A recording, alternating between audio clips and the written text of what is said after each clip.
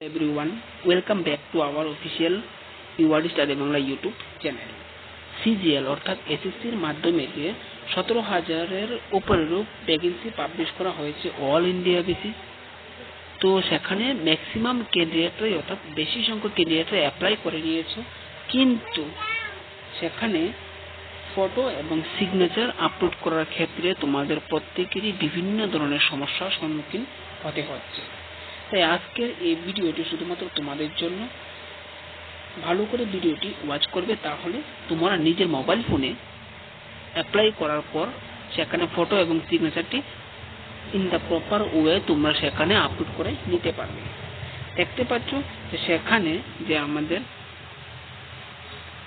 Signature upload করার কথা বলা হয়েছে, সেখানে 10 কেবি থেকে 20 কেবি জেপিজি ফরম্যাট সেখানে চাইছে। সেটা নর্মাল আমরা প্রত্যেকেই বানিয়ে নিতে পারবো। এবং সেখানে ডাইমেনশন, সেটাই প্রবলেমটা হচ্ছে, ডাইমেনশনটা দিয়ে দেওয়া হয়েছে 6 সেন্টিমিটার থেকে 20 সেন্টিমিটার হাইট। সেখানে তোমাদের প্রবলেমটা হচ্ছে। তো ডাইমেনশনটা চেঞ্জ ম্যাক্সিমাম কারণেই তোমাদের আপলোড হচ্ছে না, ডাইমেনশনটা চেঞ্জ হওয়ার কারণে। কিভাবে প্রপার ওয়াতে তোমরা সেই ফটো এবং সিগনেচারটি আপলোড করে নিতে পারবে, তো চলো তোমাদেরকে দেখিয়ে দেওয়ার চেষ্টা করছি। তো আমাদের সেখানে ডাইমেনশনের ক্ষেত্রে যে সমস্যাটা দেখা দিচ্ছে, সেটি যদি সলিউশন করতে চাই, আমরা প্রথমেই চলে যাব যে আমাদের ক্রোম ব্রাউজারে যাওয়ার পর একটি ব্ল্যাঙ্ক পেপারে আমরা অলরেডি সিগনেচার করার পর সেটি স্ক্যান করে নেব ভালো একটা ক্যামেরা দিয়ে, অথবা আমরা কম্পিউটারে বা ভালো করে ফটোটা এইচডি কোয়ালিটিতে আমরা ফটোটা তুলে নেব। তারপর সেটাকে ক্রপ করব, ক্রপ করার পর গুগল ক্রোম ওপেন করব, সেখানে লিখব একসাথে লিখে নেব আমরা আই এম রিসার্চার।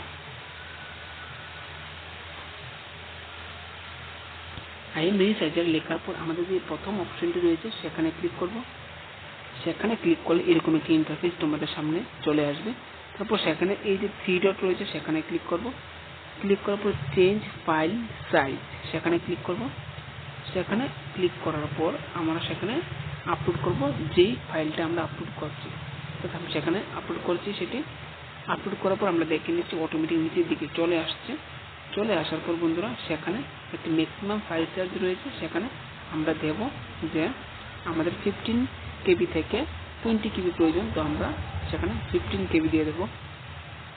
সেখানে কেবি রাখবে জেপিজি, সেখানে জেপিজি বা জেপিজি যে কোনো একটা দিয়ে দেবে। তারপর নিচের দিকে স্ক্রল করার পর আমরা সেখানে কম্প্রেস সেটিংস সেখানে আমরা দেওয়ার পর বন্ধুরা চেঞ্জ কোয়ালিটি এই যে অপশনটা সেখানে ক্লিক করব। চেঞ্জ কোয়ালিটি করার পর সেখানে ইমেজ রিজলিউশন সেখানে আমাদের সেখানে এই জায়গাতে লিখতে হবে যে 450, তারপর সেখানে লিখতে হবে 230, তারপর সেখানে পিক্সেলে রেখে দেবে। এবং সেটা করার পর আমরা কি করব, সেখানে নেক্সট ডাউনলোড সেখানে ক্লিক করব। বারবার বলে দিচ্ছি বন্ধুরা তোমাদের, এই যে চেঞ্জ কোয়ালিটি সেখানে 450 এবং 230 না দিলে তোমাদের ডাইমেনশনটা প্রপার ওয়েতে হবে না এবং আপলোড হবে না। সেটি করার পর বন্ধুরা আমরা চলে যাব নেক্সট ডাউনলোড করার পর আমাদের দেখে নিচ্ছি সেখানে ডাউনলোড হয়ে যাচ্ছে 66%। অটোমেটিক ডাউনলোড হয়ে যাবে, এরকম চলে আসবে। আমরা সেখানে ডাউনলোডে ক্লিক করে ডাউনলোড করে নেব।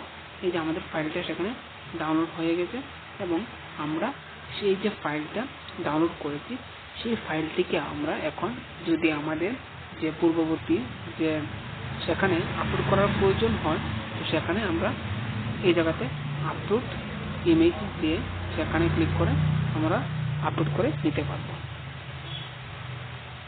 এবং লাইভ ফটোটা নেবে এবং সেখানে ব্যাকগ্রাউন্ড থাকতে হবে তোমাদেরকে হোয়াইট ব্যাকগ্রাউন্ড, তাহলে তোমাদের সেটি আপলোড হবে।